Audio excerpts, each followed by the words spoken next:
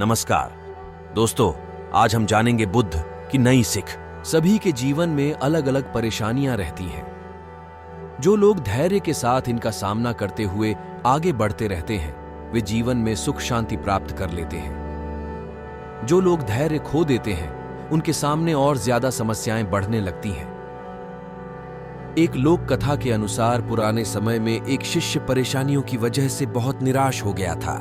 उसने अपने गुरु से कहा कि कृपया मुझे दुखों को दूर करने का कोई उपाय बताएं। संत बहुत ही विद्वान थे, वे अपने शिष्य को अच्छी तरह जानते थे।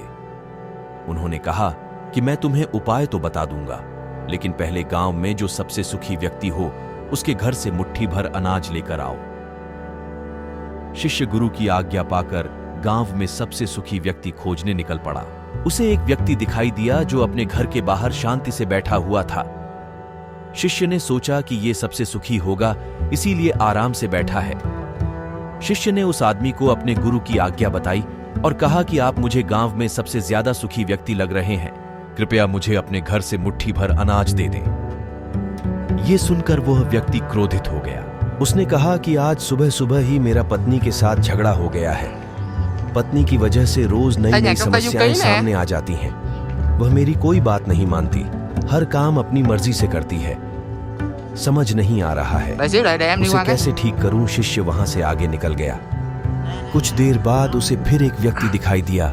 शिष्य ने उसे अपने गुरु की आज्ञा बताई।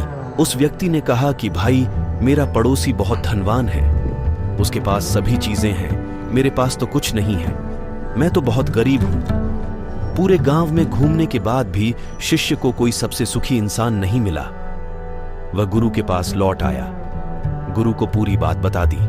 गुरु ने कहा कि सभी लोग खुद से ज्यादा दूसरों की वजह से दुखी हैं। लोग खुद पर ध्यान नहीं देते हैं, यही दुखों का मूल कारण है। अगर हम सुखी रहना चाहते हैं तो हमें दूसरों पर नहीं, खुद पर ध्यान देना चाहिए। अपनी बुराइयों को दूर करें। कभी भी किसी दूसरे व्यक्ति से प्रतिस्पर्धा न करें। प्रतिस्पर्धा करनी ही है तो स्वयं के किए हुए पुराने कामों से करें। कभी भी दूसरों पर भरोसा रखकर कोई काम न करें। अपनी योग्यता पर भरोसा रखें और उसी के अनुसार काम करें।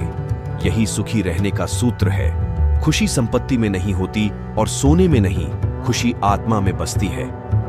आशा है आपको इस वीडियो से कुछ सीख मिली हो, तो चैनल को सब्सक्राइब कर ले और वीडियो को लाइक और शेयर जरूर करें।